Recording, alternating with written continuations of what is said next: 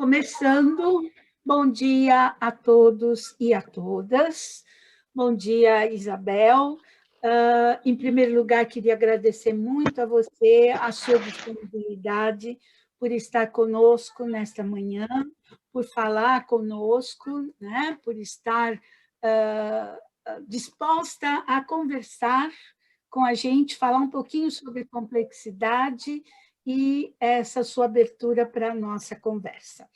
Esse, então, é um encontro que está sendo promovido pela disciplina Ambientes, Ensino-Aprendizagem e Materiais, sob a perspectiva de Edgar Morin e Paulo Freire.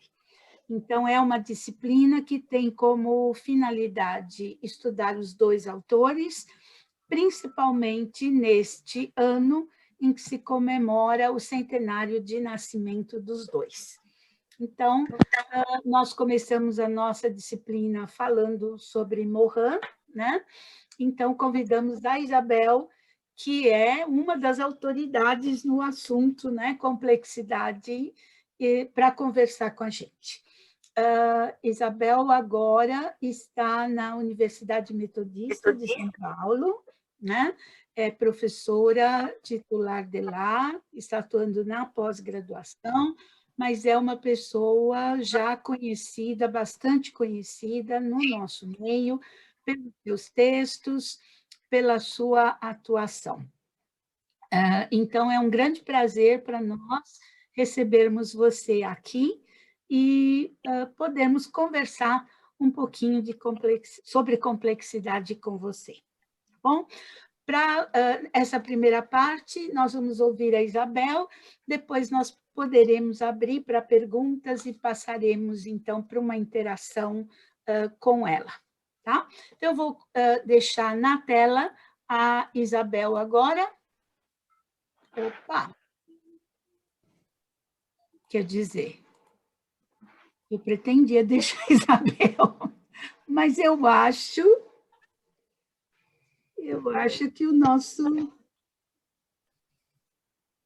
que o nosso Zoom não tá permitindo. Isabel, eu passo a palavra a você enquanto eu vou tentando solucionar essa parte técnica, é mais fácil. Tá bom, querida. Então, primeiro, bom dia, né, a todos e a todas. É sempre uma alegria estar com a Mina e com o grupo de vocês, né?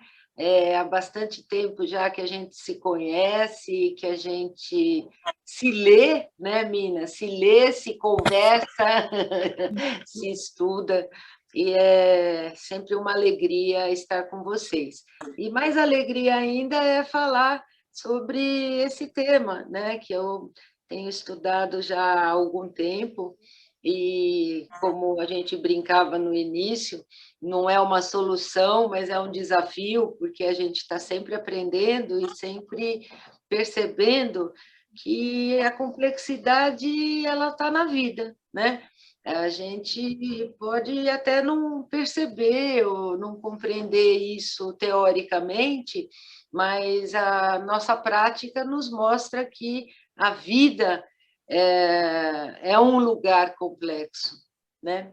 Então, eu tenho, quando estão me chamando esses tempos para conversar sobre complexidade, eu tenho sempre pensado, eu vou tentar compartilhar a tela, porque às vezes a gente escreve texto para falar, e o meu jeito de conversar é sempre trazendo as ideias principais, e eu sou professora, né? Então sempre tem um desenhinho, uma imagenzinha, para uns ajuda, para outros atrapalha, mas é o meu jeito de me comunicar, porque assim vocês vão acompanhando comigo, tá?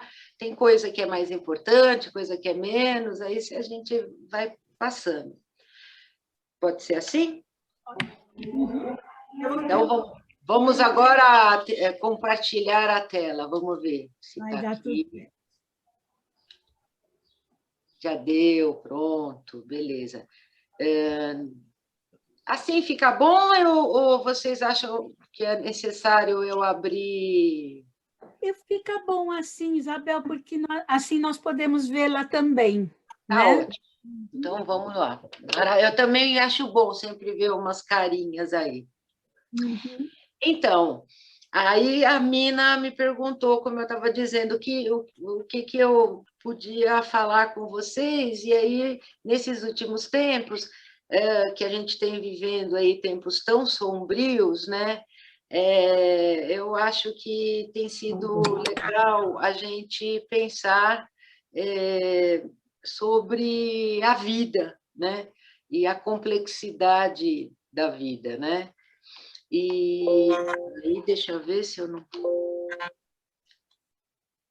Pronto. E aí, quando a gente fala em vida, né, primeiro a questão da perspectiva é porque na pintura, nas artes, a ideia da perspectiva é aquilo que tem múltiplas dimensões, né? Seja em profundidade, seja em espessura. Aí eu acho que quando a gente fala em vida é legal a gente pensar inclusive porque não é um olhar, né? A vida é tão ampla, tão abrangente, o que a gente entende por vida.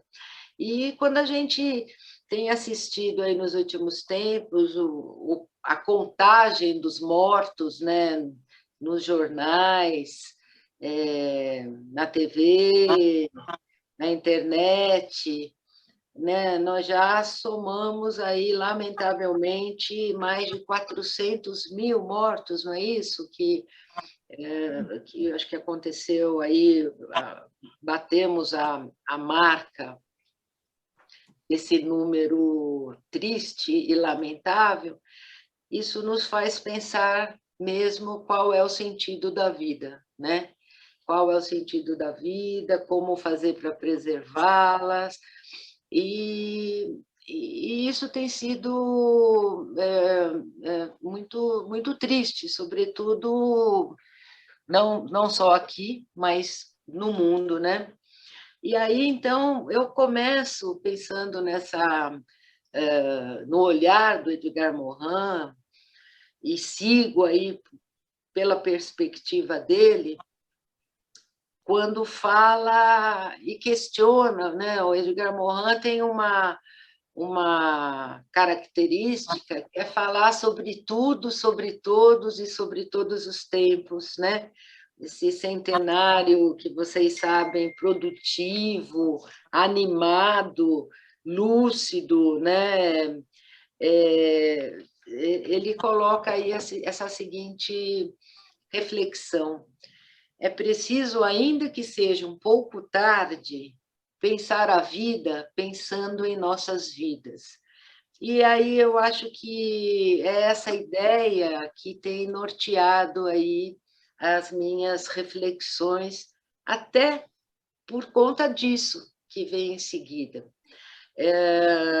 O Morin tem se pronunciado muito por meio de entrevistas, de textos, sobre a pandemia. E ele já nos alertava, desde 1993, naquele livro Terra Pátria, que nós vivemos uma policrise. E essa policrise é policrise porque não está só na educação, mas está na economia, está na política. Nós sabemos bem disso nesses tempos que vivemos, especialmente aqui nos últimos anos no Brasil, com o novo governo. E não está só aqui, né? Está nos 4 cantos do mundo, essa ideia de policrise. E ele diz que, além dessa crise econômica, política, sanitária, que nós vivemos também uma crise individual, existencial.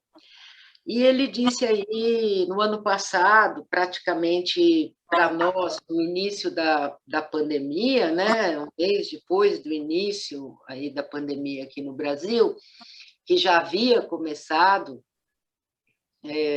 na Europa, ele começou a falar que essa crise sanitária era simplesmente a ponta de um iceberg de uma policrise.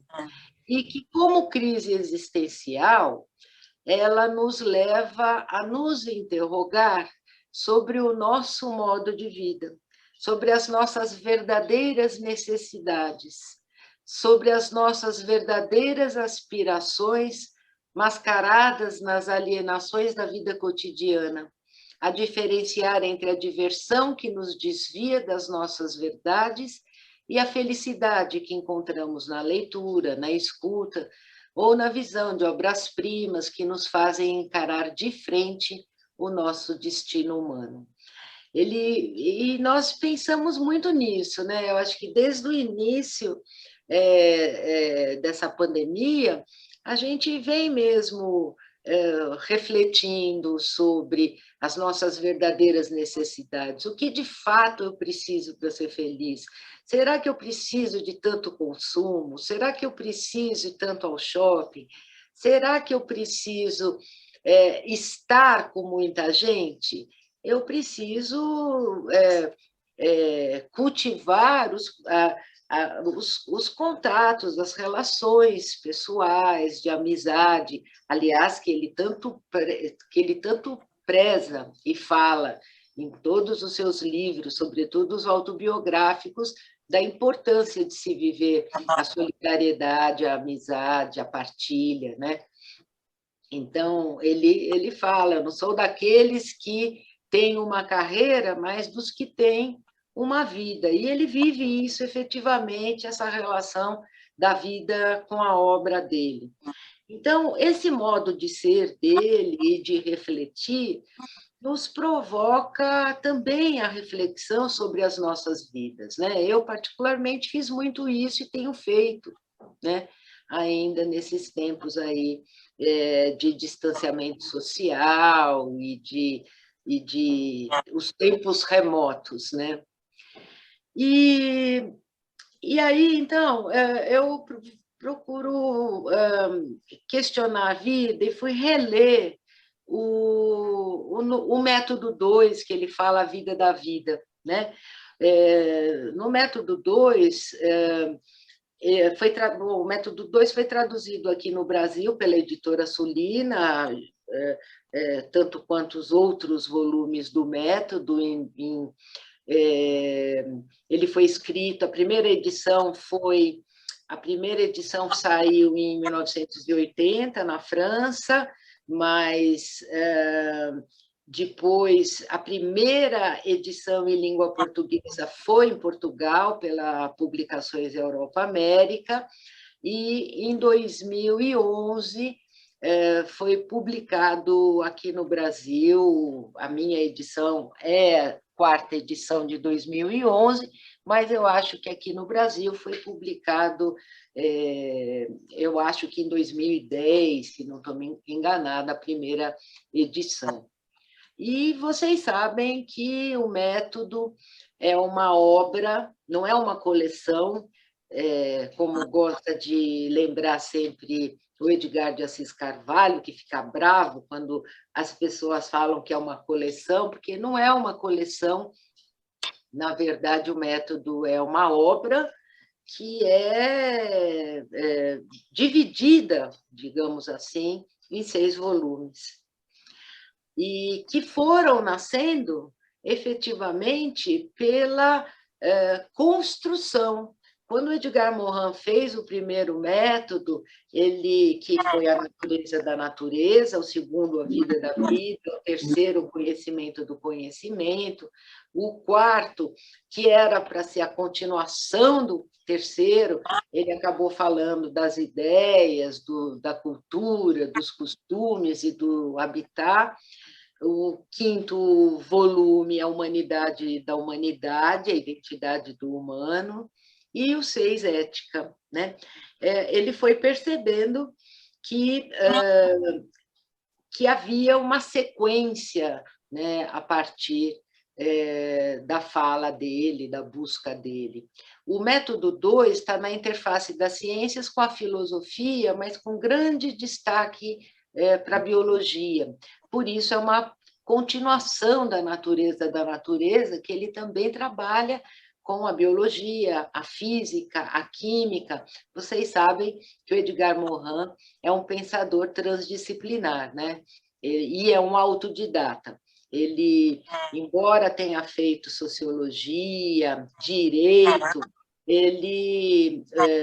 os escritos dele e as ideias dele estão aí nas diversas áreas do conhecimento. Quando ele começou a escrever, logo de cara, no método 1 e no método 2, ele diz assim que o método não se constitui do desenvolvimento de um discurso sobre o método, mas do desenvolvimento de uma busca de método, né? E ele tem aí a capacidade de não se arvorar como dono da verdade, né? E ele tece críticas ao próprio pensamento, como tece críticas ao próprio conhecimento. Por isso, o método 3 se chama o conhecimento do conhecimento.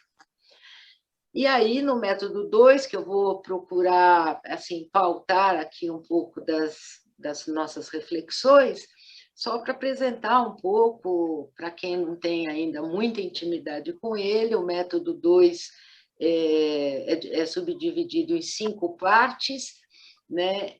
Com um prólogo que antecede a introdução e com uma conclusão que é dividida em 2 partes, uma que ele chama de inconclusão e outra reintrodução. Quer dizer, muito a cara do Edgar Morin fazer isso, né? O término que não termina e o começo que não começa. E no prólogo, ele traz aqui algumas epígrafes que eu gosto de pensar, porque elas influenciam o modo de pensar dele, e nos diz de que maneira o seu texto será norteado por elas, né? Então, ele fala do Dostoiévski, que ele gosta muito e sempre diz que foi um dos importantes formadores na vida dele. Ele diz: sempre escolhi assuntos acima das minhas forças. E isso a gente percebe.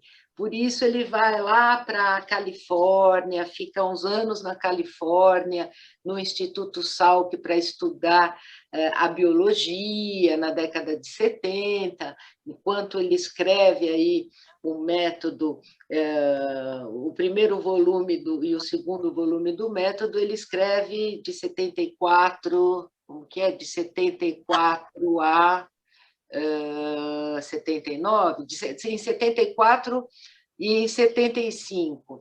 Quer dizer, então foi bem nessa fase em que ele esteve aí durante esse tempo nos Estados Unidos para estudar biologia.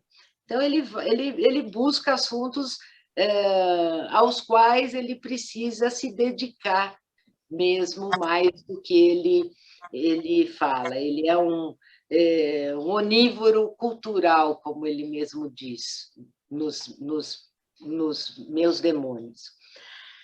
E aí ele já começa falando que a nova mentalidade é até mesmo mais importante do que a nova ciência e a nova técnica. Ou seja, ele diz que é necessário uma reforma de pensamento, que a gente mude o nosso modo de compreender a vida e a realidade e o nosso modo de interpretar os fenômenos que acontecem na realidade. Isso que ele diz que é o maior desafio da complexidade. E ele diz ainda: a minha pesquisa de método parte não da terra firme, mas do solo que desmorona. As ideias destrutivas tornam-se aí ideias reconstrutoras. E esta pesquisa é movida pelo horror do pensamento mutilado, mutilante. Então, assim, é com essas epígrafes, com essas ideias, que ele inicia a própria construção da sua obra mais extensa e profunda, que é o método.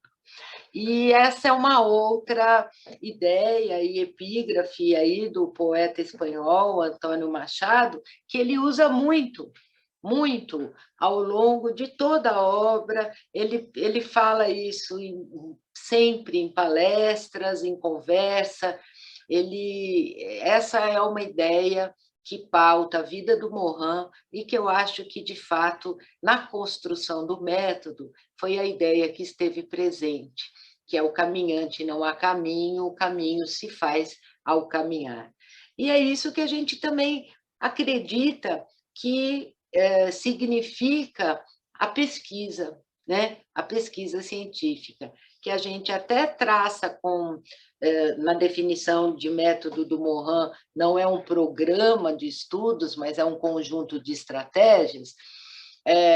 A gente entende que esse caminho aí, conjunto de estratégias, ele precisa estar presente na construção da pesquisa científica, né? Por isso que nós temos lá o chamado método formal na elaboração das nossas pesquisas.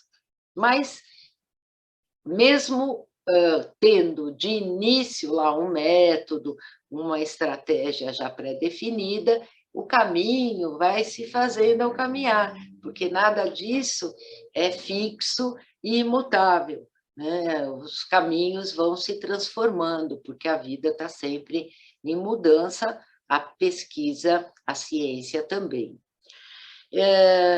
O Edgar Morin, no método, busca alternativas, então, ao paradigma científico que está em crise, a partir do que ele chama de uma certeza negativa, que é impossível encerrar o real em algum sistema de pensamento e de classificação. Nem a ele mesmo ele gosta de ser enquadrado numa corrente filosófica ou num quadradinho, numa gavetinha classificatória. Ele diz que a ciência, que o conhecimento está sempre além de toda e qualquer caixinha que isola, ou que fragmenta, ou que reduz o conhecimento.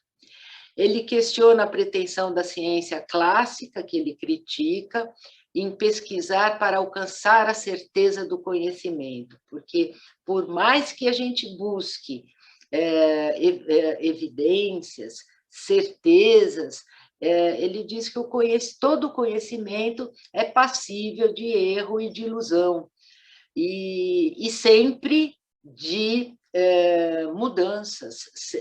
O conhecimento não é estático e não é sempre provisório, nunca é absoluta certeza e algo imutável. Para Morin, a certeza não existe, ele parte do princípio da incerteza do Heisenberg, cujo princípio se baseia na falibilidade lógica, no acolhimento da contradição presente na realidade física e na indeterminabilidade da verdade científica. Ele fala algumas expressões que são caras, como não há verdades eternas, a vida é um oceano à deriva, a gente está sempre buscando os caminhos. Não são poucos os que esperam de um método a certeza ou o caminho seguro para descobertas consoladoras, e o grande desafio do conhecimento continua a ser o outro lado das aparências que tranquilizam, que são as falsas certezas que excluem o erro e a ilusão. Ele diz que essas falsas certezas podem nos tranquilizar em dado momento, mas que elas são falsas, né? Porque elas não excluem o erro e a ilusão dessas certezas que não existem. Ninguém pode basear-se hoje na sua pretensão ao conhecimento numa evidência indubitável ou num saber definitivamente verificado. ninguém pode construir seu conhecimento sobre uma rocha de certeza. A gente tem visto isso com muita clareza durante aí a busca da construção das vacinas, né? De uma doença que surge e que ninguém conhece ainda de fato. A busca da vacina, uma corrida de erros, de acertos, de ensaios, né? Uns dão certo, outros não dão. Assim é a elaboração de todo o conhecimento. A consciência da complexidade nos faz compreender que não poderemos escapar jamais da incerteza e que jamais poderemos ter um saber total. A totalidade é a não-verdade. Eu gosto muito dessa ideia do Adorno, que a totalidade é a não-verdade, porque o ser humano é incompleto, é inacabado. Essa ideia que o Paulo Freire também fala, né, na educação, ela se coloca em toda a vida, em todas as dimensões da vida. A totalidade, ela pode ser quase totalidade, mas jamais ela será plena, porque há o inacabamento do próprio conhecimento, do humano, da vida em si. E aí, na introdução, isso tudo vem lá do chamado prólogo, né, na obra do Edgar Morin, com algumas ideias aí complementares. Na introdução, ele começa questionando o que é a vida, falando de uma vida sem vida. A ideia do Edgar Morin aí do movimento do Heráclito, né, da dialética, que está sempre ser e não ser, eis a questão, né, do Shakespeare, mas está lá para o Heráclito também, viver de vida, morrer de vida, viver de morte, como uma contradição sempre presente aí na vida. E ele diz, o que é a vida? Veremos que a questão nos escapa sem parar e sempre volta. Com efeito, a vida é um modo de organização, de ser, de existência, que depende totalmente do universo físico, e, nesse sentido, temos de banir a ideia de vida para compreender a vida. Mas, ao mesmo tempo, a vida é um modo de organização, de ser, de existência, que é totalmente original. E aí surge o problema. O que na vida, mesmo dependendo delas, foge às explicações somente físicas, químicas, termodinâmicas, cibernéticas, sistêmicas e constitui a vida da vida? E aí, então, ele nos coloca, desde sempre, a complexidade presente na vida, nos dizendo, nos chamando a atenção para que, embora haja componentes físicos, químicos, sistêmicos, cibernéticos, que a vida é muito mais do que isso, que ele não sabe ao certo o que tem além disso, mas ele sabe e sente que há muito mais do que isso. E a única coisa que ele diz que nós podemos compreender é que é a morte, que é a decomposição do sistema vivo, né? E ele diz ainda que o que nos diferencia de outros sistemas vivos é porque nós temos consciência da morte. Só essa nossa diferença. Alguma discussão antiga que acontecia na educação era assim, que o que nos diferenciava do animal era a inteligência. Hoje já se sabe que não, que cada qual possui, cada ser possui determinados tipos de inteligência, de afetividade, que é a sua subjetividade, mas que o que nos diferencia mesmo é que nós sabemos que nós vamos morrer. O cachorrinho, ele até é inteligente, é afetivo, mas ele não tem consciência da morte. E ele fala isso, chamando um filósofo aí para a discussão, ele fala isso de uma forma muito aprofundada e discutida no seu segundo livro, que é O Homem e a Morte. O primeiro livro do Morin foi em 1946, chamado O Ano Zero da Alemanha, quando lá ele esteve como correspondente do jornal do Partido Comunista, e ele viu uma Alemanha destroçada. Aí ele escreve sobre a sua crítica ao dogmatismo stalinista que ele presencia, e ele, por conta desse livro, então, ele é expulso do Partido Comunista em 1951, onde ele permanece durante 10 anos da vida dele, desde que participa da resistência francesa, de 41 a 51.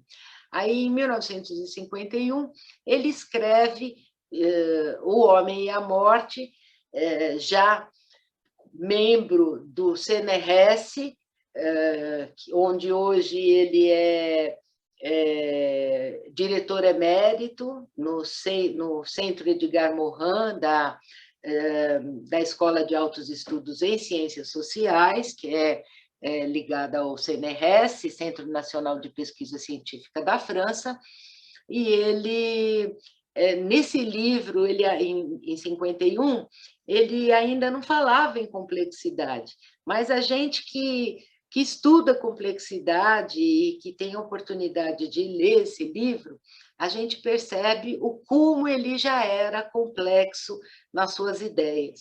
Porque O Homem e a Morte fala de ritos, de mitos, de culturas, da morte, como ela é compreendida no Oriente, no Ocidente, nas diversas sociedades, e ele já traz aí noções da biologia, da física, da filosofia, e etc, e etc, e etc. Então, já é um livro tremendamente complexo. Ele diz no método 2, a minha verdadeira intenção não é abarcar a vida, já que ele fala de vida, é a vida da vida, nem fazer uma síntese dela, nem fazer uma biologia filosofada, mas conceber o princípio do conhecimento que possa abarcar a vida. Não se trata apenas do conhecimento da vida, mas, ao mesmo tempo, do conhecimento da vida. Quer dizer, isso é uma ideia complexa da vida. E aí, o que é pensamento complexo, só para a gente recapitular, é um tipo de pensamento que não separa, mas que une e integra as relações necessárias e interdependentes de todos os aspectos da vida. É o cerne de uma epistemologia ou de uma teoria do conhecimento, que é a complexidade, que vem de 3 teorias, que é a teoria da informação, a cibernética e a teoria dos sistemas, que surgiram na década de 40, mas que ganham forte impacto a partir da década de 60, com o movimento da contracultura, né, do movimento hippie, do slogan de sexo, droga e rock and roll, e assim por diante, tanto na Europa quanto nos Estados Unidos, e aqui o Brasil, a América Latina, acaba entrando, obviamente, nessa corrente, porque, como diz o Edgar Morin, o planeta, a Terra, é a nossa comunidade de origem e de destino. Então, nós estamos interligados de uma forma ou de outra. Complexos vem do latim o que é tecido junto, mais ou menos, deixa eu colocar aqui, ver se mais ou menos por aí, vocês conseguem ver aí esse movimento do pisca-pisca, que uma coisa se liga toda e que a vida está aí em processo de intercomunicação absoluta. O pensamento complexo, ele diz, é a viagem em busca de um modo de pensamento capaz de respeitar a riqueza, o mistério e o caráter multidimensional do real, e de saber que as determinações cerebral, cultural, social, histórica, poderia ter aí política, psicológica, educacional, enfim, às quais se submete todo o pensamento, sempre codeterminam o objeto do conhecimento. Ou seja, todo fenômeno que queremos conhecer não está situado apenas em uma única área do conhecimento, mas ele mesmo diz: a ciência não teria sido ciência se não tivesse sido transdisciplinar. Ou seja, há uma corresponsabilidade intrínseca a todas as áreas do conhecimento. Saibamos nós ou não disso, mas há essa interligação entre todas as ideias. Uma epistemologia da complexidade é um processo em contínua construção. Ele diz que é uma teoria que não está acabada. Ele fala isso no início do método e no final do método. Uma epistemologia da complexidade reconhece o erro e a ilusão de todo conhecimento. É um sistema de ideias que, como toda teoria, se não se regenera, se degenera. Não é dogmática. Toda epistemologia não é dogmática, nem é dona da verdade, nem é absoluta, nem é uma ideologia, mas é um modo de interpretar e de compreender os fenômenos da realidade. E interpretação é uma tradução da realidade. Vocês que são aí do Lael sabem isso melhor do que eu, né? E ele chama a atenção para a raiz da palavra italiana tradutore, que é tradutor, e de traditore, que é traidor. Diz que essa mesma raiz, né, das duas palavras já nos mostra que em toda tradução há um pouco de traição das ideias do autor, né? Por isso ele diz que ao interpretar por meio de uma teoria os fenômenos que acontecem na realidade, sempre haverá a presença da subjetividade daquele que faz a interpretação, no caso, o cientista. Então, por isso, ela não é dona da verdade e ela não é absoluta. A epistemologia da complexidade associa aspectos das artes, da cultura, e envolve a intersecção dos diversos tipos de pensamento. Ela lida com saberes que se colocam ao mesmo tempo entre e além de qualquer disciplina, como princípio norteador das práticas.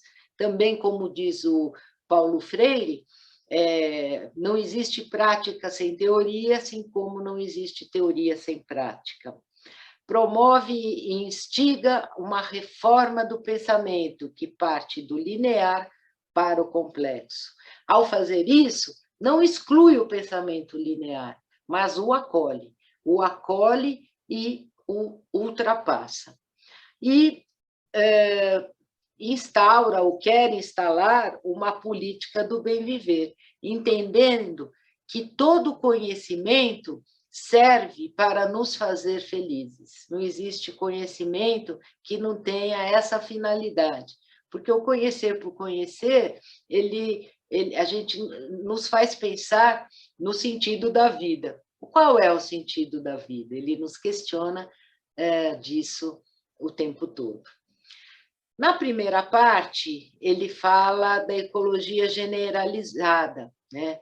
E introduz o leitor na ideia ecossistêmica da realidade.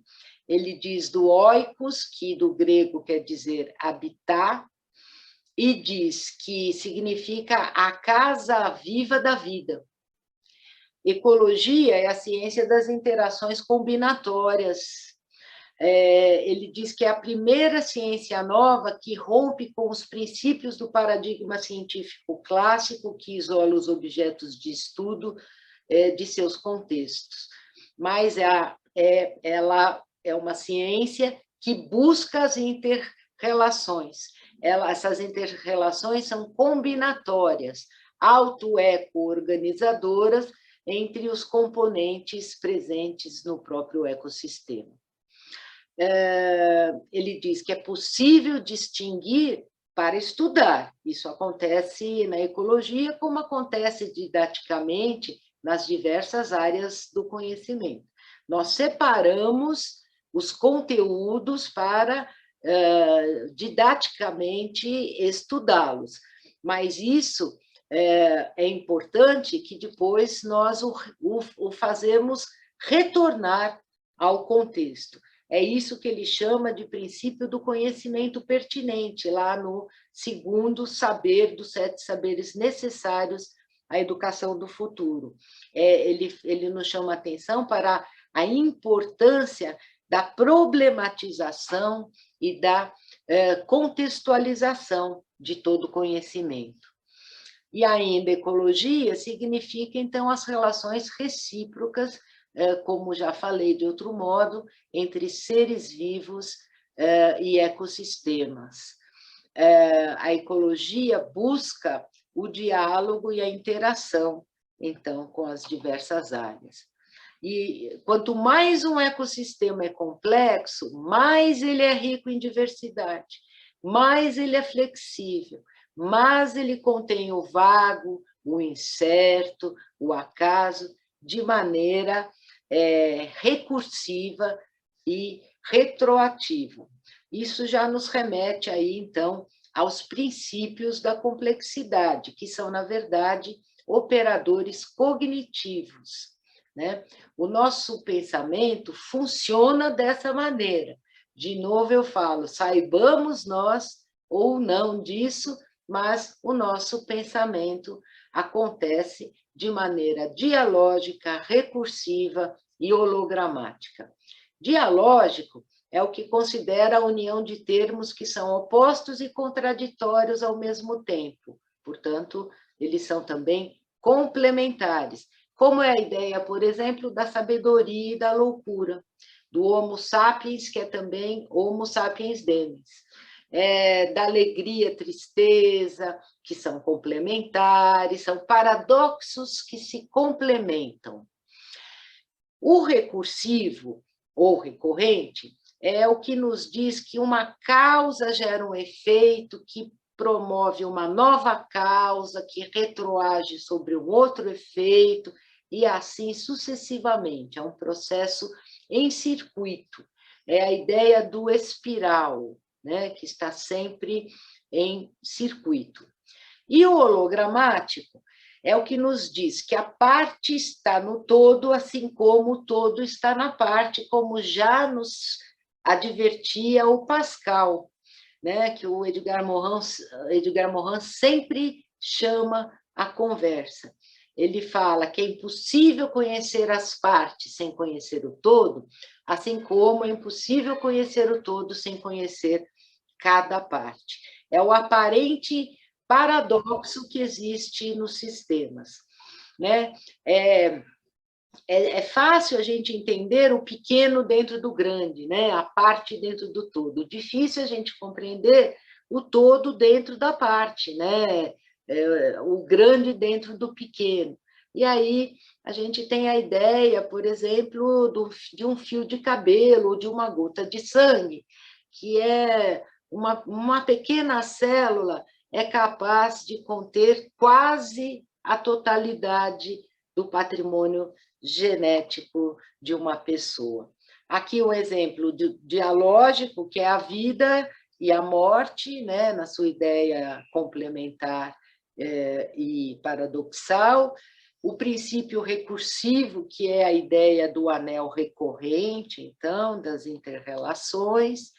O holograma, que vem do holos, totalidade, né, que diz que o todo está na parte, como a parte está no todo, com uma ideia do caleidoscópio, né, cujas pedrinhas se complementam, a gente vê no caleidoscópio imagens totais e imagens globais e imagens particulares, individuais. Nesse momento, nessa parte do método 2, que o Edgar Morin nos coloca uma ideia muito cara à complexidade. Eu vou pedir, Mina, eu falo muito, né? Então, eu vou pedir quanto tempo eu tenho até a gente abrir para a conversa, para eu poder me tentar... Olha, eu penso que a gente poderia ir até 20 para meio-dia, por exemplo. Tá bom. Tá São bom? 11h23. Você tem 15 minutos ainda. Tá bom. Tá bom? Se eu estiver ultrapassando o tempo, você já me cutuca, tá bom? Por favor. Eu aviso. Eu aviso. Tá bom. Aí, Ó, então, como eu dizia, é nessa parte do método 2 que o Edgar Morin introduz a ideia de ecologia da ação, que é uma ideia muito cara à complexidade e que está presente aí em toda a obra dele. Ele diz que, por vezes, as ações escapam à vontade e até ao entendimento do ator e acabam adquirindo um sentido diferente do que tinha no início. Ele mesmo que dá esse exemplo aí do pesticida. Ele fala, os pesticidas, por exemplo, acabam com os insetos nocivos ao solo, mas também acaba com aqueles que são úteis. Então, é assim, é o efeito que acaba saindo pela culatra. E ele diz que a ecologia da ação tem dois princípios fundamentais. O princípio é que a ação não depende apenas das interações, das interações também, claro, mas das intenções do ator, mas também das condições do meio em que ela se desenvolve. E o segundo princípio da ecologia da ação é o que nos diz que os efeitos a longo prazo são sempre imprevisíveis, a gente nunca sabe o que pode acontecer. E essa ideia de ecologia da ação, ele diz que está presente tanto nas ideias quanto nas obras. Nas ideias, ele fala que é preciso conferir mais autonomia às teorias, às ideologias, aos mitos, aos deuses, porque nós possuímos as ideias, mas as ideias também nos produzem. Eu adoro essa ideia, né? Nós somos produtos e produtores de cultura. Quando a gente tem uma ideia, se a gente pegar o nosso problema de pesquisa, da tese, ou de qualquer tipo de pesquisa que estamos desenvolvendo, nós temos essa ideia, né? Mas essa ideia parece também que nos possui, né? Ela nos acompanha. Então, é por isso que ele diz que toda teoria ela é mais ou menos aberta e mais ou menos fechada.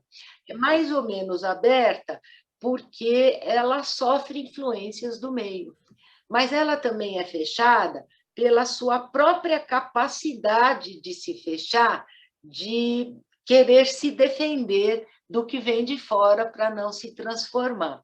Isso é presente, muito mais presente nas ideologias, né? Mas é muito presente também as teorias.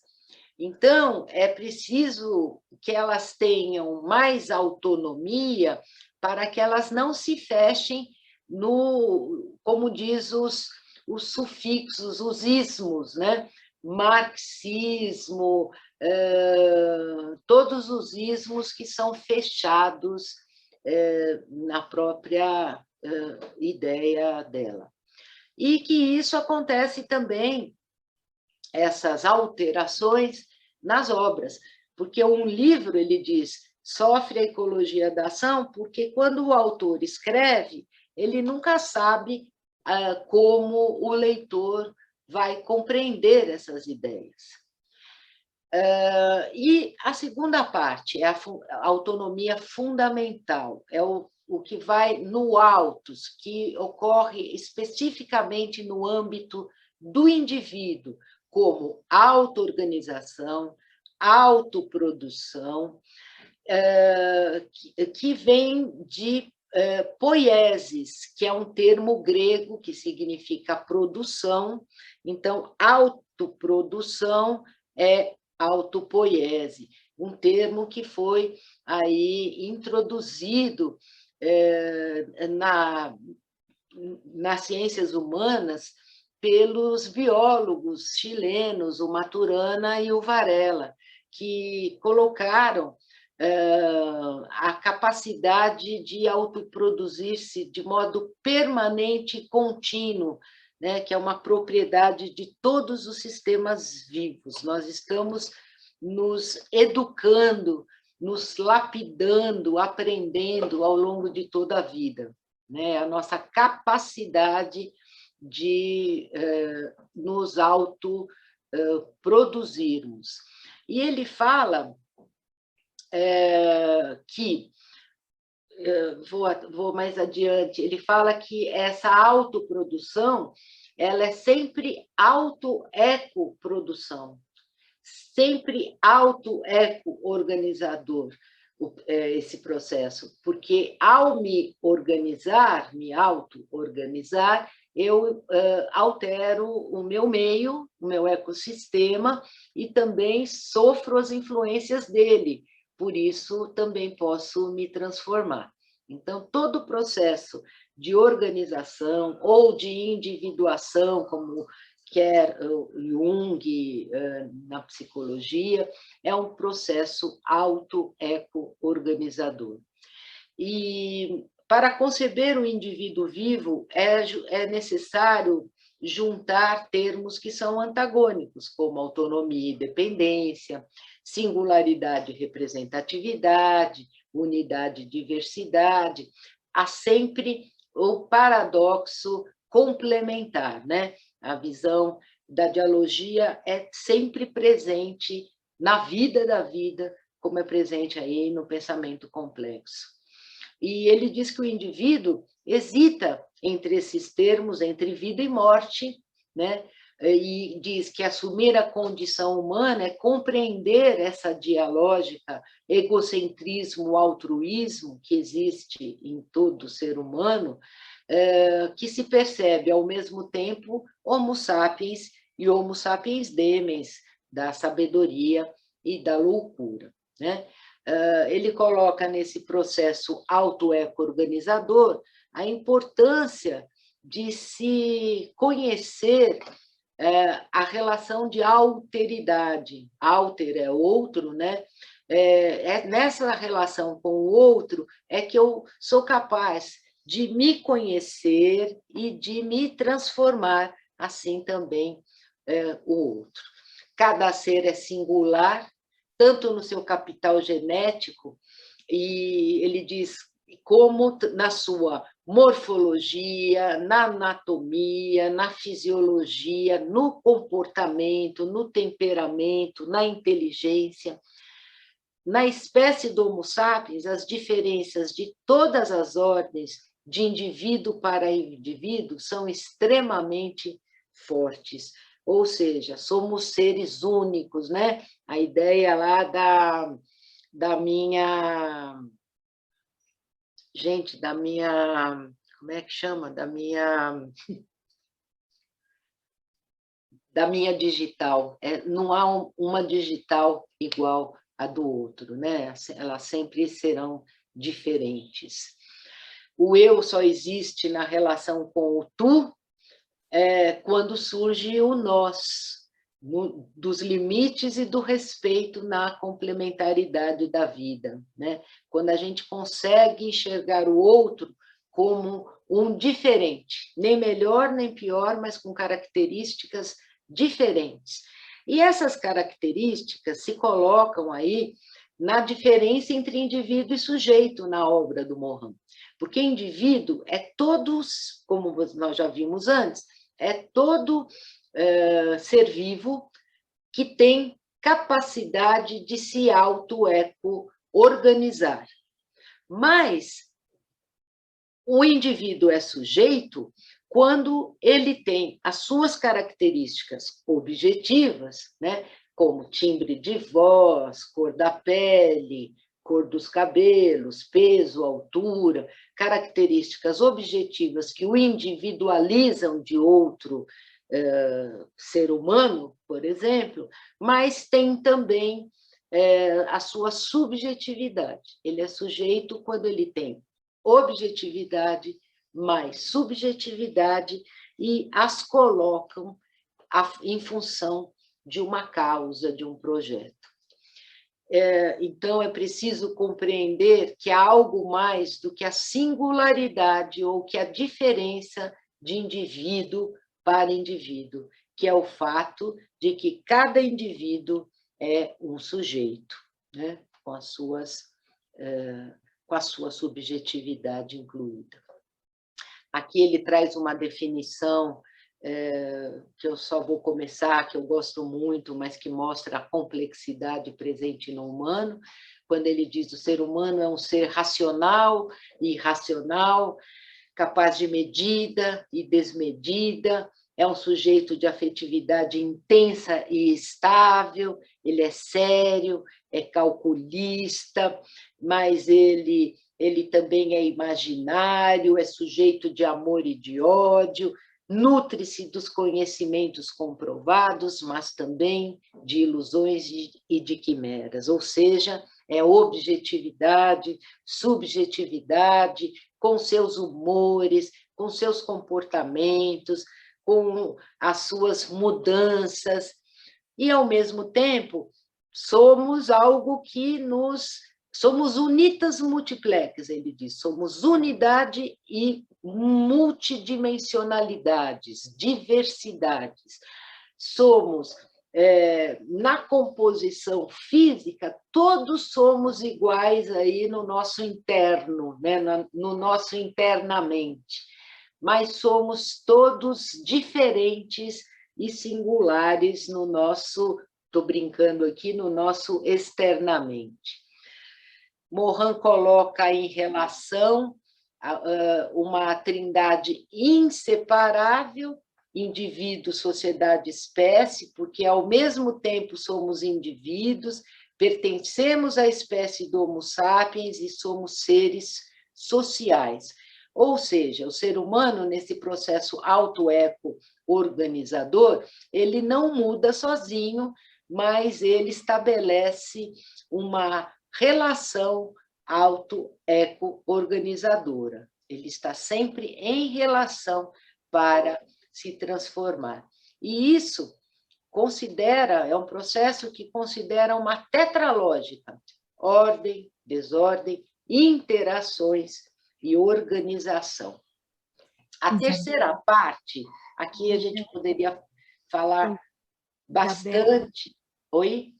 Oi, só um minutinho, faltam 5 minutos. Beleza, vamos lá. Então. Obrigada.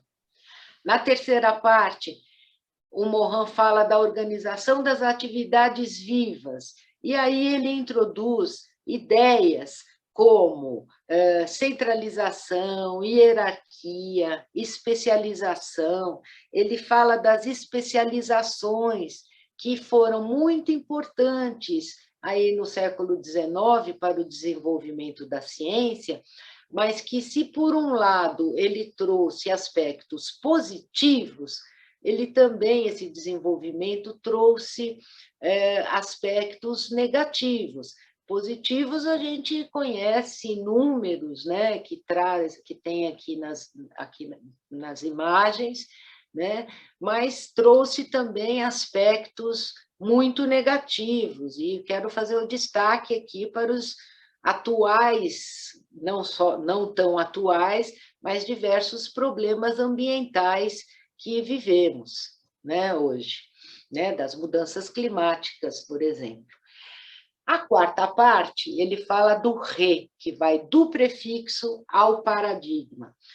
O re, a raiz do re, comporta simultaneamente ideias importantes ao pensamento complexo, que vai, então, do prefixo ao paradigma, aos modelos, às mudanças sociais, que implicam na reorganização, no recomeço, na regeneração, no refazer, na religação. O refazer, aí, a ideia do mito do Sísifo, né? Como tem aí na imagem, que assim, é o fazer outra vez, mas mais do que fazer outra vez, é o fazer de novo, de formas diferentes.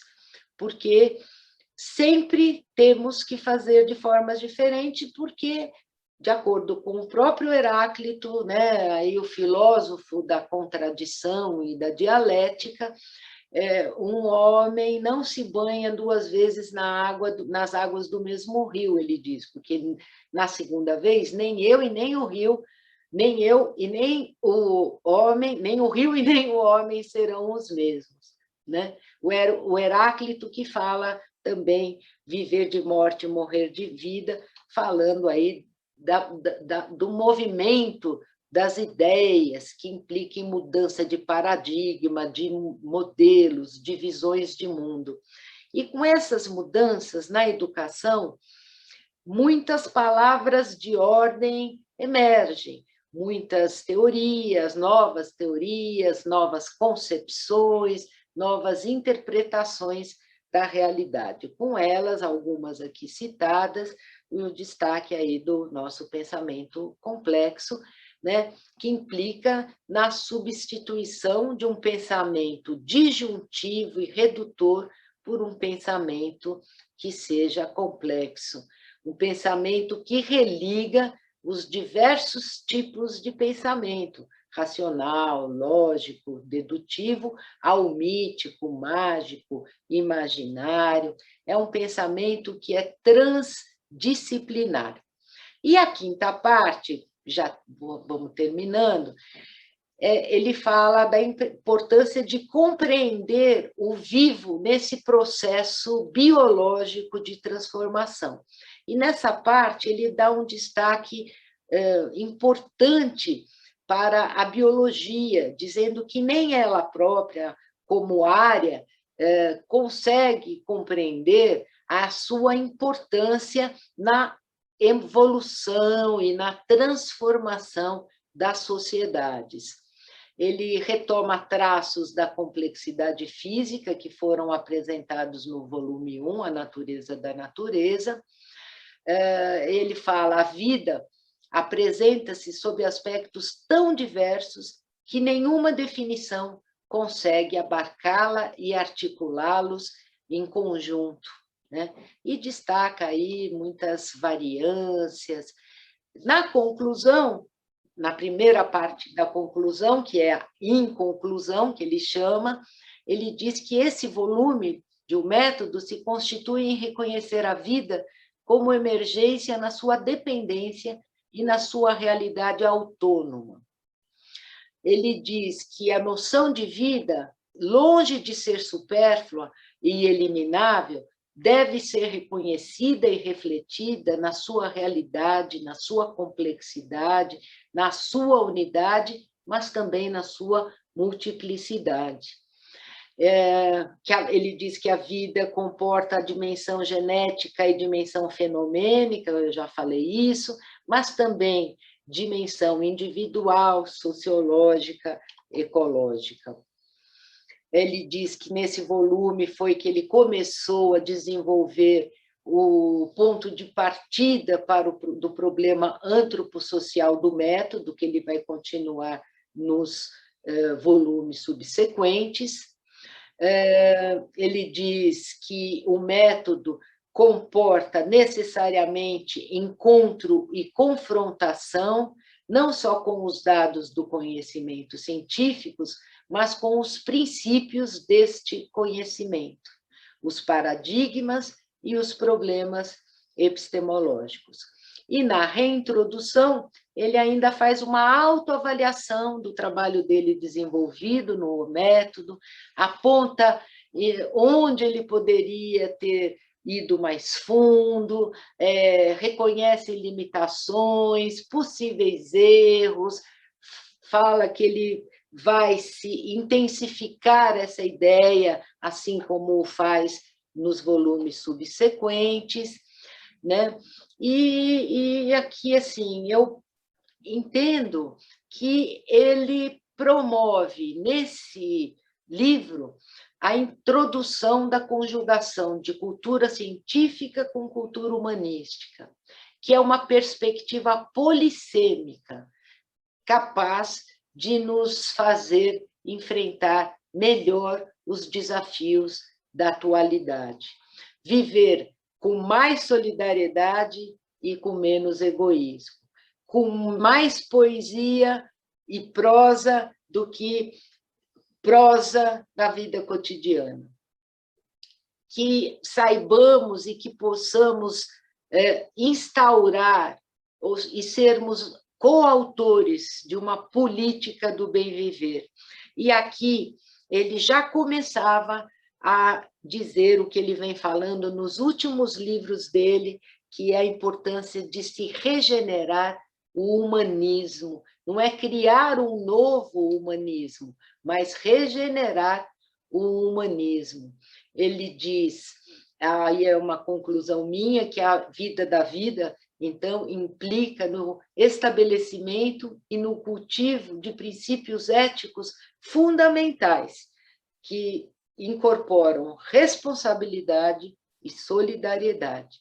E termino aqui com a ideia da esperança, que a gente consiga, que é uma ideia aí que se coloca no universo da utopia, mas que nesses momentos tão distópicos, eu prefiro apostar, assim como o Edgar Morin, na ideia da utopia, da esperança como possibilidade. Mas ele diz que toda esperança é uma possibilidade, mas também é um desafio.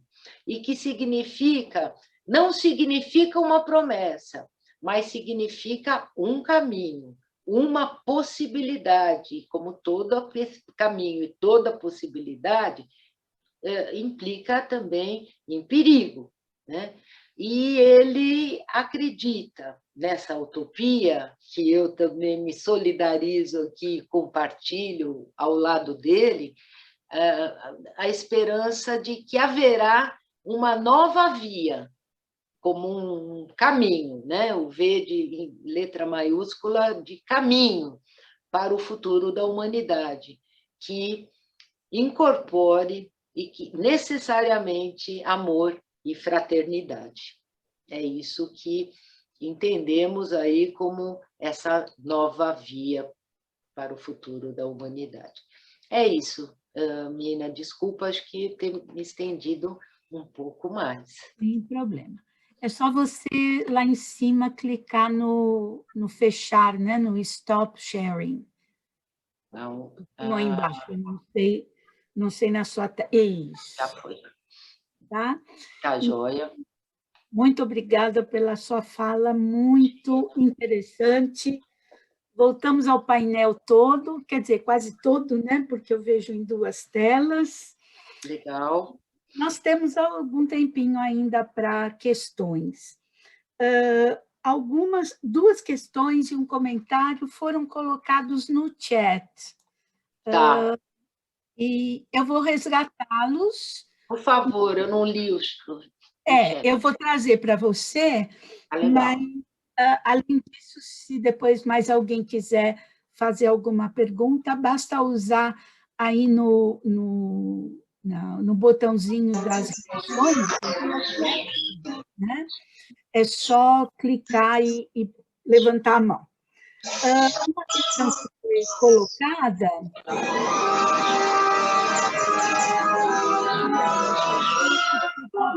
Para você fecharem o microfone, por favor. Isso, obrigada. Então, uma questão que foi colocada pela Priscila Gonzalez foi: a relação dialógica tão pontuada em educação entre professores e estudantes pode ser entendida nessa complementação, quando você falou da relação dialógica, né, do operador dialógico. A gente pode entender essa relação dialógica, né, esse diálogo de opostos, como sendo o diálogo aquele diálogo existente entre professores e alunos, que são opostos, mas se complementam. Uhum. A Priscila, muito obrigada, Priscila, pela pergunta e pela presença. A Priscila é uma parceira aí da complexidade, que circula em outros caminhos, né, Priscila? A Priscila é orientanda. Você conhece a Priscila, Nina? Não, estou conhecendo agora. A Priscila é uma estudiosa do pensamento complexo e é orientanda, se é que continua, e espero que sim, da minha querida Dora Kaufmann, que eu estudo e me... E Ana Hessel também, Ana me ajuda muito. E Isabel, a Isabel ainda não está oficialmente, mas eu já considero. Já somos amigas, é isso aí. Obrigada pela pergunta. Então, Priscila, eu particularmente não compreendo professor e aluno em territórios opostos, tá? Eu, na educação, os compreendo aí na mesma sintonia, só que em papéis diferentes, mas isso não significa que em outro espaço eles não estejam em papéis invertidos, por isso que eu não os considero como opostos, né? Considero mais como complementares. Mas a dialógica está presente na vida, em todos os campos, né? Nesse paradoxo opostos e complementares, como vida, morte, sabedoria, loucura, dia, noite, alegria, tristeza. Se você pensar bem, todos são opostos, né? Ou contrários, mas são complementares. É nesse sentido que se coloca a complexidade não como um pensamento, ele vê a ciência como um campo do saber, e não o campo do saber, tampouco hierarquicamente o mais importante. O conhecimento científico é um tipo de conhecimento, né? Tão importante quanto as artes, a filosofia e outros tipos de pensamento. Então, é nesse sentido que ele coloca a importância de se conversar os diferentes, de se integrar, e mais do que isso, de transcendê-los, de sair dos domínios da própria disciplina, da própria área do conhecimento, para ir além. É o que o Basarab Nicolescu também fala em transdisciplinaridade, é o que está além, através, e está entre, além e através de todo o conhecimento de qualquer disciplina. É aquilo que não inibe o conhecimento entre as paredes dos domínios da especialização. Tá? Não sei se fica mais claro. Ok. Acho que eu vou mesclando as perguntas do chat com as perguntas que estão surgindo agora. Claro. Então, Daniela, que está lá com a mãozinha levantada, você pode fazer sua pergunta, por favor? Sim, e agradeço também a oportunidade, agradeço, professora, pela exposição, pela apresentação bastante esclarecedora. Bom, a minha questão é a respeito da noção de sistema. Como você compreende essa noção que o Morin traz depois na sua obra? Essa é uma questão muito, eu diria, complexa. O Morin coloca o princípio, a teoria... Bom, a complexidade vem de 3 teorias, como eu falei, sendo que uma delas é a teoria dos sistemas. Só que na obra da complexidade, o Edgar Morin rediscute essa teoria dos sistemas. Ele não a utiliza exatamente como o autor da teoria dos sistemas a colocava, né? Ele se utiliza de elementos da teoria dos sistemas, não todos, mas ele se utiliza como um dos princípios. Esses 3 princípios, dialógico, hologramático e recursivo, se desdobram em outros 7 princípios, sendo que um deles é o princípio sistêmico, em que ele vai trabalhar a importância das religações, da noção de conjunto, de que um conjunto é o que une diversos elementos, tá? Mas ele, por exemplo, discute a questão da hierarquia, que é presente na teoria dos sistemas. Tá? Ele rediscute porque ele a utiliza de uma maneira diferente do que a teoria dos sistemas a colocava. Eu não sou expert em teoria dos sistemas, mas a complexidade a ver como, em determinados elementos, desnecessária essa hierarquia, tá? Inclusive porque muitas vezes ela atrapalha, tá? Exatamente nessa concepção, por exemplo, de que todo conhecimento é tão útil quanto o outro na ideia da formação do humano, né? Que o humano é inacabado. E também a teoria dos sistemas fala em todo e partes, é outro elemento que vem da teoria dos sistemas. E aí, o Edgar Morin questiona a ideia do todo, da totalidade como indivisível, né?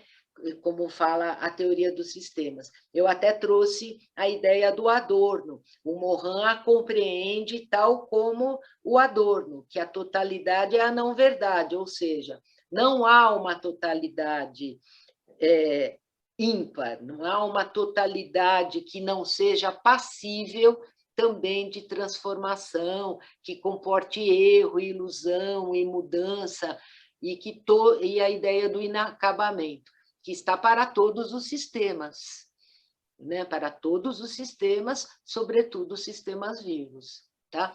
Então, ele rediscute algumas dessas ideias. Essas são as que eu consigo te responder assim, né, de imediato, como eu falei, as que eu consigo identificar, porque eu não sou expert em teoria dos sistemas, né? Mas essas eu sei que são características da teoria dos sistemas e que o Morin as traz discutidas, tá? A minha sensação é que ele traz um olhar de organização, né? Sim. Organização sistêmica. Então, eu poderia dizer que o pensamento complexo traz esse olhar sistêmico como organização, como observar essas relações. Porque eu acho que você está certa, porque ele não fica, então, na teoria dos sistemas, e, por exemplo, a organização ele traz de outras teorias, da cibernética, da teoria do caos, né? Então, ele incorpora outros elementos, portanto, por isso ele discute. Senão, seria a teoria dos sistemas e não teoria da complexidade. Né? Então, só que ele não cria, ele cria, sim, a partir da ideia da noosfera, né, do mundo das ideias, em que ele traz aí diversas ideias de outras áreas do conhecimento. Então, a noção de organização, que está lá na ordem, na tetralógica, ordem, desordem, interações, organização, ele traz da teoria do caos e da cibernética. Então, eu acho que é isso que você coloca mesmo, eu entendo dessa maneira também. Obrigada. Imagina, obrigada. Eu vou passar agora para a pergunta da Cristina Paniago. que é uma pessoa que, para mim, é particularmente bastante cara. Eu não consegui ver a carinha da Cris ainda, acho que ela está com a câmera desligada, mas a Cris foi minha primeira doutoranda. Olha, é uma que pessoa coisa que faz boa. algum tempinho que eu não a via, então é um prazer, né, tê-la aqui. E ela pergunta o seguinte: gostaria de saber sua reflexão sobre o nosso enfrentamento em relação às nossas pesquisas subsidiadas pela perspectiva da complexidade, de serem compreendidas como pesquisas com rigor teórico, metodológico e etc. Né? Parece que quando a gente apresenta uma pesquisa sobre complexidade, sempre se questiona a questão do rigor teórico e metodológico, especialmente pela afirmação de que o caminho se faz ao caminhar. Né? Então, acho que é uma questão bastante relevante, eu acho que para todos, né, que trabalham Exato. com complexidade.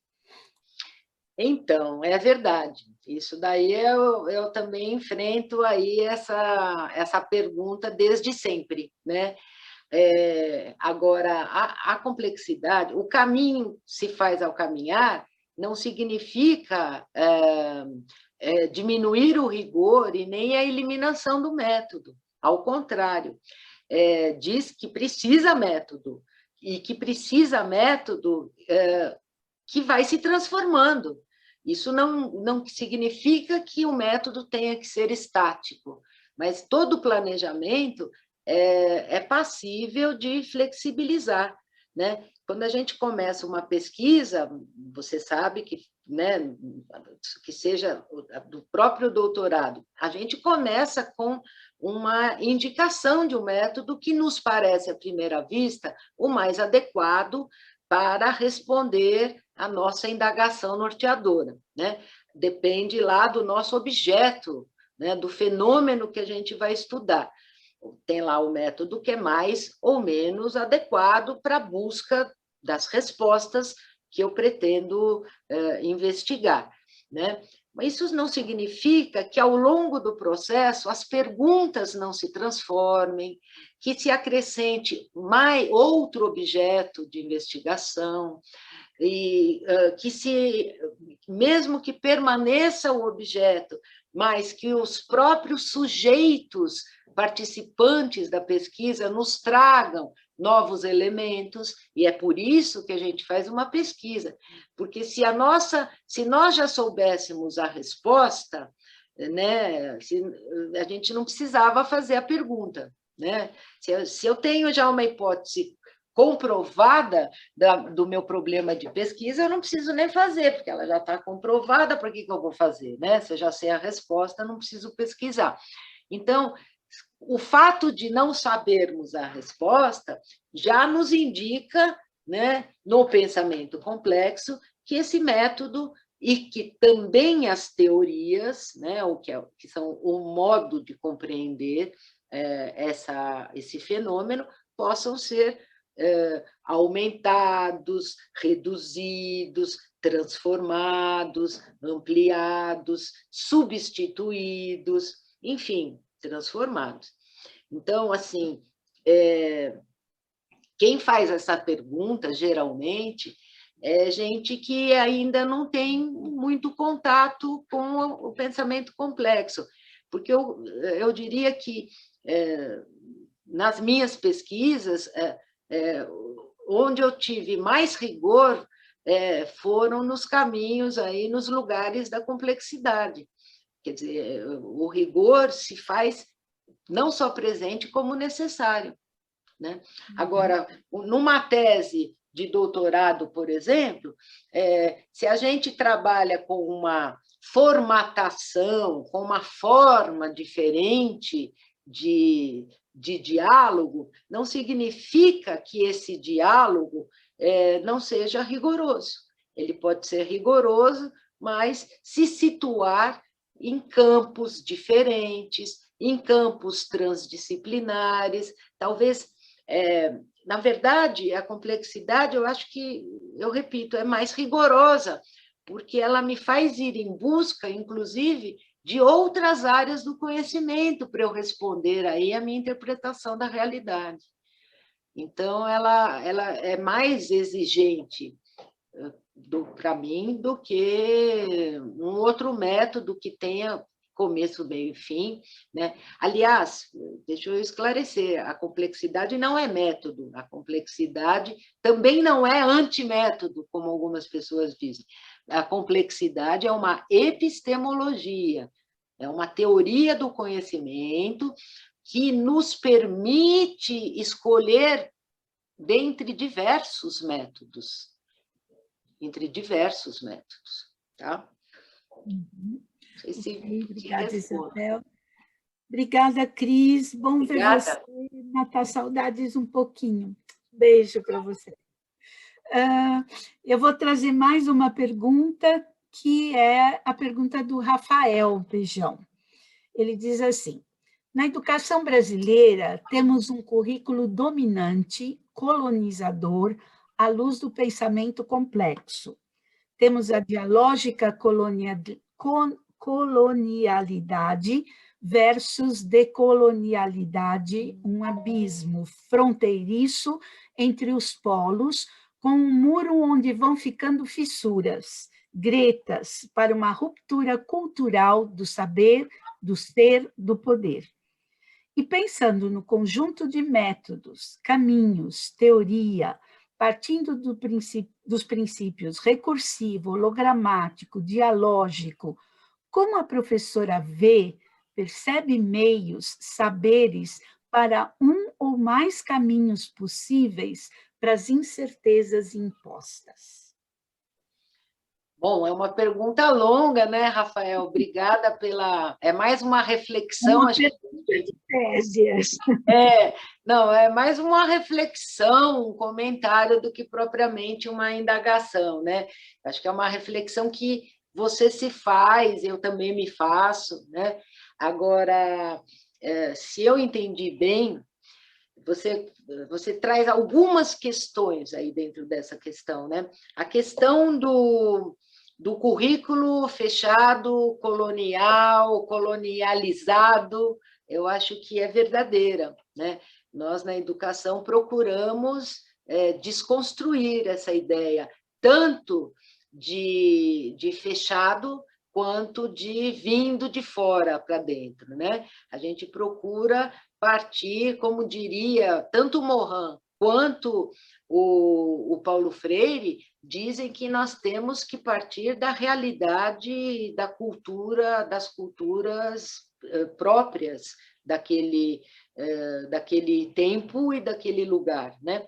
Então, a ideia de um pensamento complexo como colonizador das ideias, eu não vejo dessa maneira, ao contrário, eu vejo, inclusive, com uma amplitude que o próprio Morin, ao fazer, acho que até vale colocar até essa experiência, que quando escreveu Os 7 Saberes Necessários à Educação do Futuro, foi uma encomenda lá da Unesco para diversos pensadores, no caso também o Morin, para se pensar a educação do novo milênio, que já estamos aqui na 3ª década, né?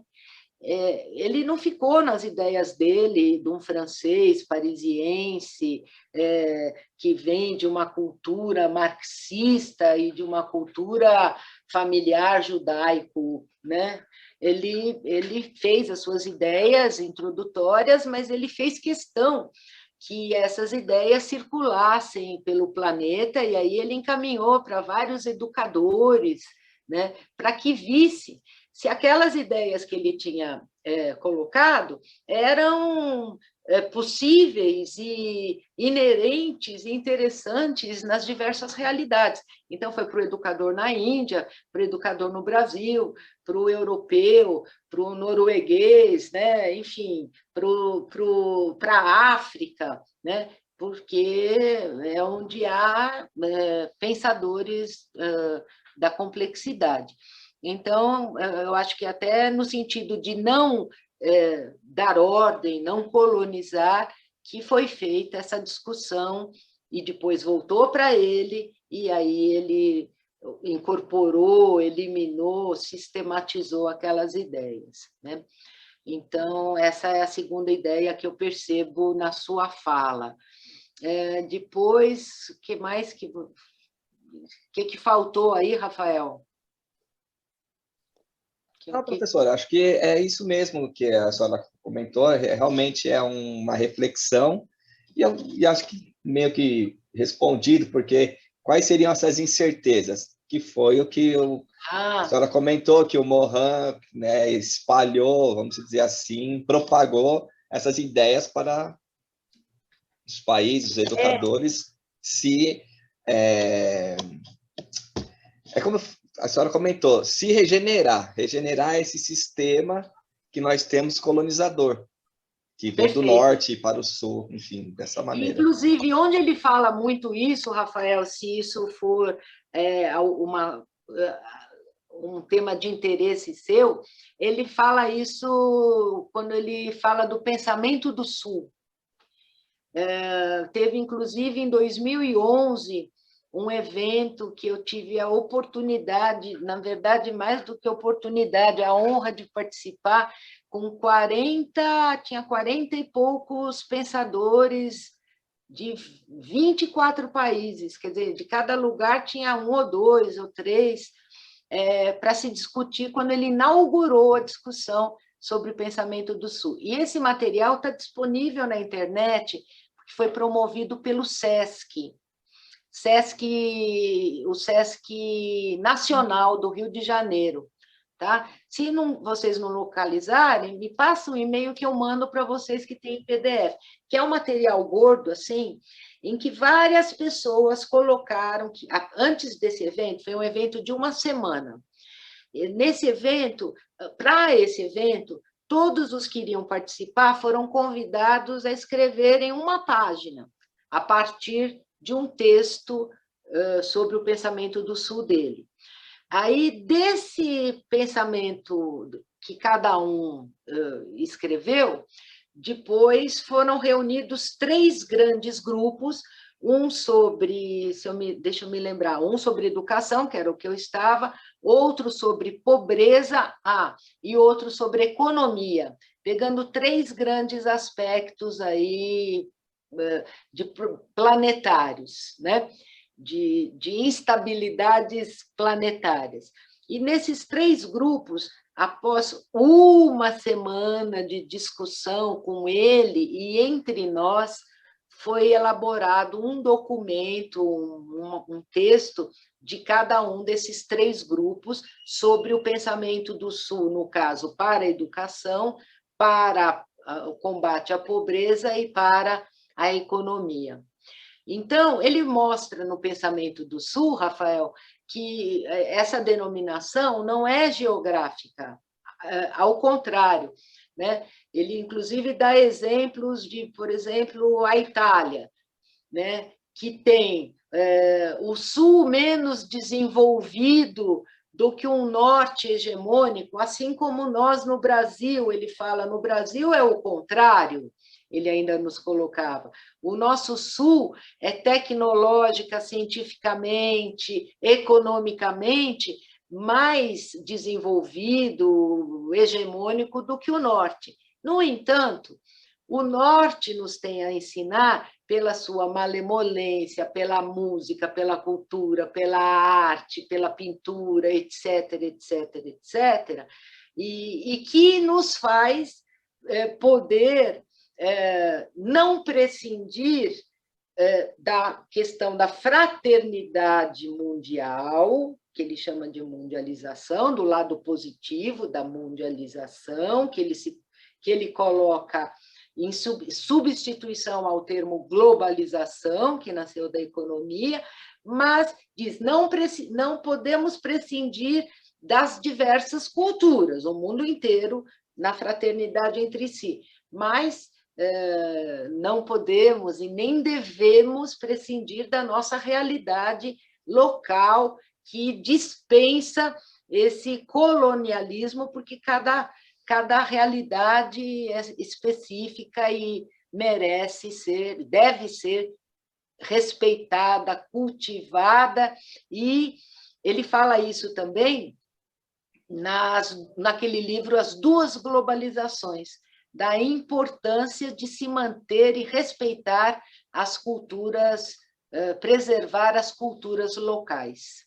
Tá? Então, eu falo disso porque eu sou uma crítica também disso, e pelo fato dele ser francês e o pensamento complexo ter nascido na Europa, essa questão é sempre muito colocada, né? O caráter do europeu colonizador, do brasileiro pobre, né? Mas que eu fico muito tranquila nesse questionamento, porque essa questão é totalmente ultrapassada na obra do Edgar Morin, no meu ponto de vista, é claro. Uhum. Bom, nós temos ainda 2 perguntas. Uma é da Tatiane, que está com a mãozinha levantada, e outra é da Camila Queiroz, que colocou no chat. Então, eu vou pedir para a Tatiane fazer a dela e depois eu faço a da Camila, tá bom? Tá bom, obrigada, Pro. Professora Isabel, gostaria de saber como que a senhora concebe a ideia, a noção do professor complexo. Então, eu acho que é o ser humano que é complexo, não é? Não seria o professor, mas eu a compreendo no professor por meio da prática da transdisciplinaridade. Eu acho que uma epistemologia da complexidade se faz com a prática da transdisciplinaridade. É assim que eu vejo um professor complexo, uma pessoa complexa, que precisa sair da sua área, da sua área de conforto, para, muitas vezes, ir além dos domínios do seu próprio conhecimento, né? E promover isso, promover que o aluno faça isso, por meio da pesquisa, né? Eu acho que o pesquisador, na pós-graduação, isso é muito fácil, né, de fazer. Quer dizer, não sei se é muito fácil, é fácil, eu diria, porque o pesquisador ele acaba indo atrás, né, de complementações à sua curiosidade investigativa, né? Então, muitas vezes, ele acaba se deparando com outras ciências, né? Mas no ensino superior e no ensino, na educação básica, essa prática é meio difícil. E, lamentavelmente, aí a gente tem N circunstâncias, não tem um culpado, né? Mas tem múltiplas circunstâncias, né, que são responsáveis. Uma delas que eu vejo é a própria formação do professor, né, que tem sido cada vez mais falha, ou diria insuficiente, né? Então, se o professor é mal formado, fica difícil ele favorecer que o seu aluno se torne um investigador, né? Ou que saia da sua própria caixinha. Mas eu acho que seria por aí. Ampliar, se cultivar, para a gente se tornar mais complexo, por isso que é um desafio e não é uma solução. A gente tem que ir ao cinema, a gente tem que ouvir música, a gente tem que ler poesia, a gente tem que estudar, e precisa estudar também. Quer dizer, então, a gente dá trabalho, né? Porque a gente precisa sair. Eu não vou dizer fazer como fez o Morin, porque a gente não tem as mesmas condições que ele tinha, de passar um tempinho lá na Califórnia, no Instituto Salk, né? Mas se pudesse, seria bom, né, Mina? Nossa, maravilhoso. É. Um tempinho na França, né? No eu prefiro a segunda opção. Eu também preferiria a segunda opção. E se nós fôssemos juntas na mesma época, seria melhor ainda. Nossa, fantástico. Paris é que deveria se cuidar. Espere por nós. Bom, a pergunta agora da Camila, ela diz assim: posso pensar que vários fractais compõem um padrão, mas que nem todo padrão é um fractal? Eu acho que sim, eu acho que é isso. É o que o Severino ontem deu uma palestra na Universidade, acho que estadual de Goiás, mas eu fazia tempo que não via o Severino, querido, amado, meu mestre amado, eu fui assistir, e ele falou uma coisa muito bonitinha, que é óbvia, mas que a gente nem nunca pensa, que é assim, como é que é? Toda pesquisa comporta estudo, né? Pressupõe estudo. Você está pesquisando, você está estudando, né? Você está devorando aquilo que você encontrou e tal. Mas o contrário, a recíproca não é verdadeira. Nem todo estudo, lamentavelmente, nos remete à pesquisa, né? A mesma coisa dessa tua pergunta, né? Eu acho que nem tudo é um padrão, né? Agora, a questão dos fractais, ela é mais estudada na engenharia, sobretudo na engenharia, porque ela responde às indagações desse campo do conhecimento, né? Parte aí da ideia do holograma, né? Dos fractais, e ela é muito estudada assim, o pessoal da França como toda a área, tem as suas correntes, né? O Edgar Morin, que está na escola francesa, traz aí toda a ideia da formação humanística, da cultura ocidental da escola francesa, né?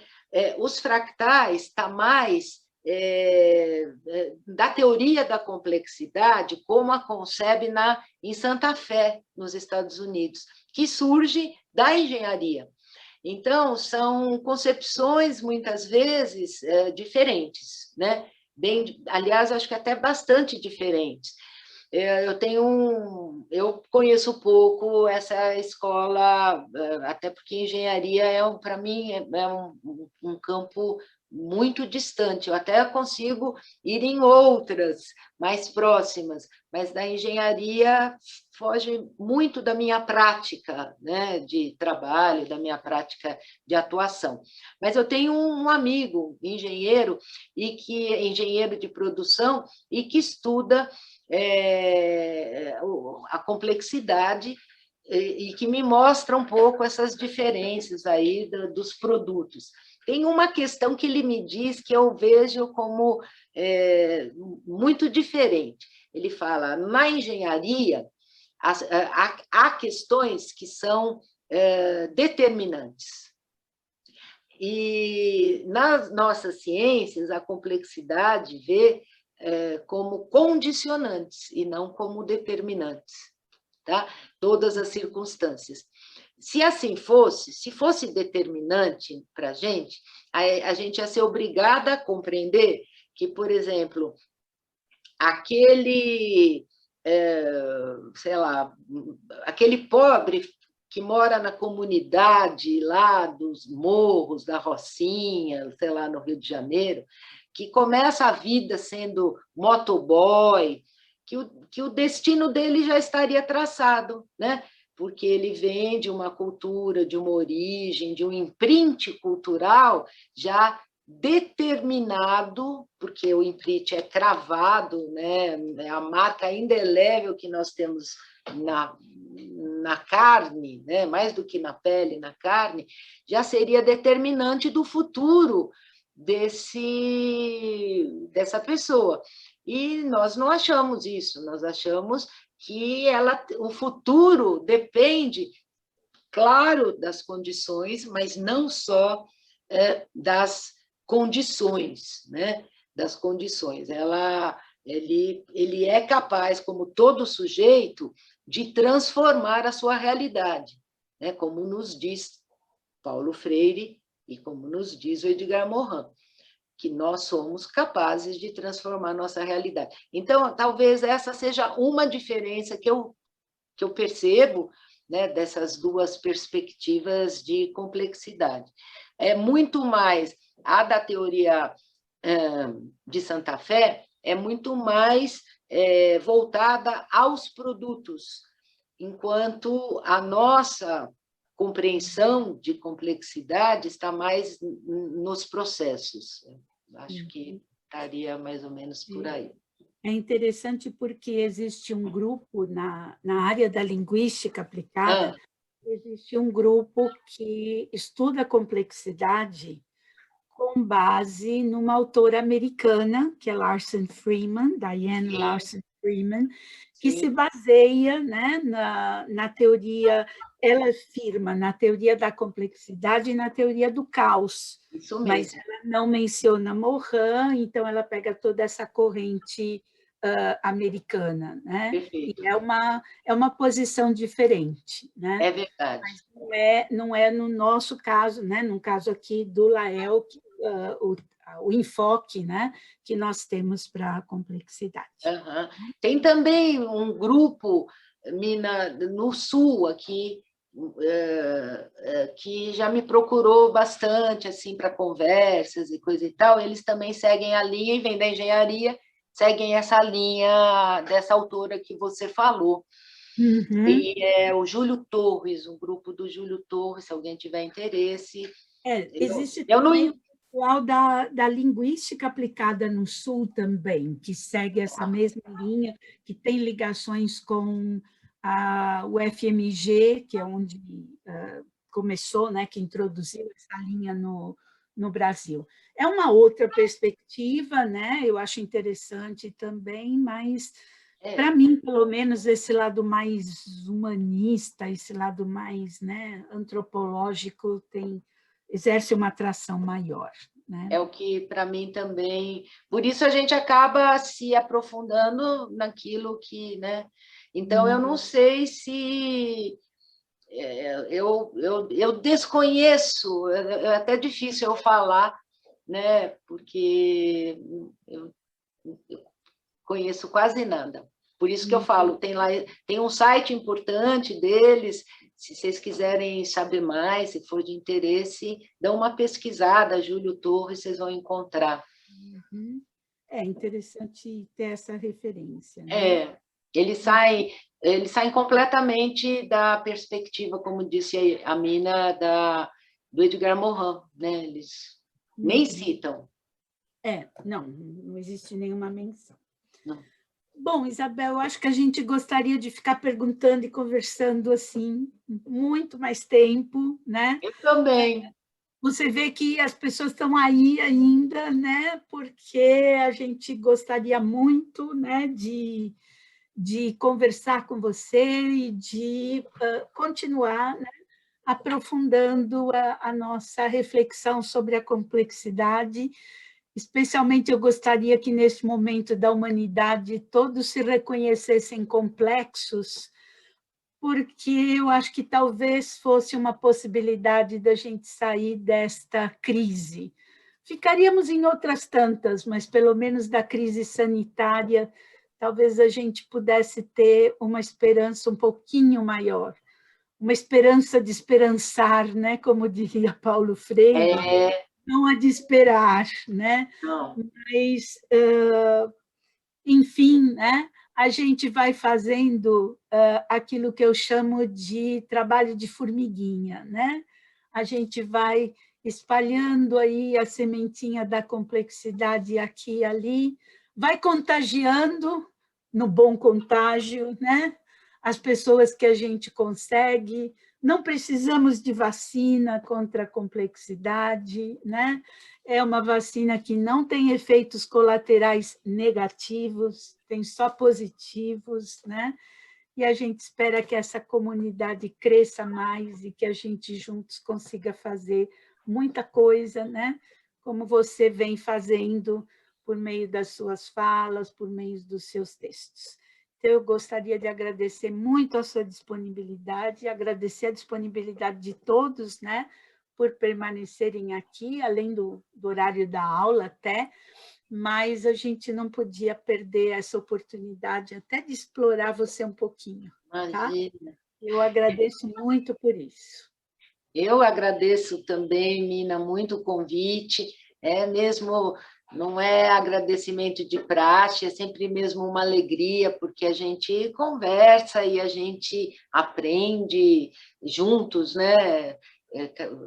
Na troca. Estou vendo algumas pessoas aqui de fora, que eu também agradeço, como agradeço a presença de todos que escutaram e tiveram presentes até agora, especialmente aí a Priscila, o Tino, eu vi que está aqui, eu vi no chat que o Constantino está aqui, a Dolores, a Maria Angélica, enfim, pessoal que é de fora do Lael, e o pessoal do Lael, muito obrigada a todos. Eu vi que o Tino fez uma pergunta aqui também sobre o que vê pertinência entre o Jacques Ardoanot e o Edgar Morin, e é verdade, Tino.